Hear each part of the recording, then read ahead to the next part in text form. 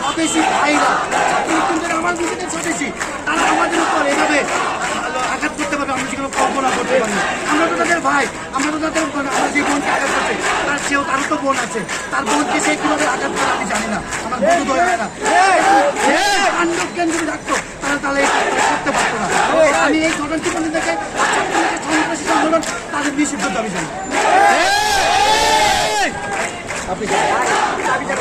আমাদের সঠিক ন্যায্য দাবি সরকার প্রধানই যখন মনোনয়ন পাত্র দেয় না, সে আর উস্কানিমূলক বক্তব্য দেয়, আমাদেরকে রাজাকার বানিয়ে দেয়, তখন আমাদের মতো সাধারণ শিক্ষার্থীদের একার পক্ষে আর করা সম্ভব থাকে না। তখন এই আন্দোলনটা সাধারণ জনগণের প্রত্যেকটা মানুষের আন্দোলনে পরিণত হয়। কারণ আমরা সাধারণ শিক্ষার্থীকে আমাদের পরিবার আছে, আমরা একদিন যখন চাকরিতে যাবো আমাদের পরিবারকে কিন্তু দেখতে হবে।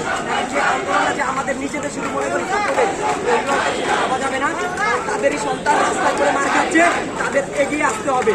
ছাত্রলীগ কিন্তু আজকে নতুন না, এর আগের আন্দোলনেও সাধারণ শিক্ষার্থীদের যে আন্দোলন ছিল প্রত্যেকটা আন্দোলনে আমরা কিন্তু দেখতে দেখতে অভ্যস্ত হয়ে যাচ্ছি। আমরা মাই খাইতে খাইতে তখন আমাদের দেয়ালে পিঠ থেকে গেছে, এখন আর ভাই নাই, মায়ের দিলে তো দিতে হবে।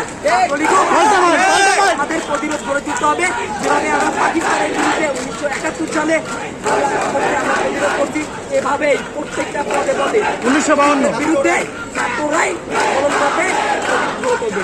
ইনশাল্লাহ আমরা রাজপথে আছি, থাকবো, আমাদের দাবি আদায় পূরণের আগ পর্যন্ত থাকবো। এই বলে আমি আমার বক্তব্য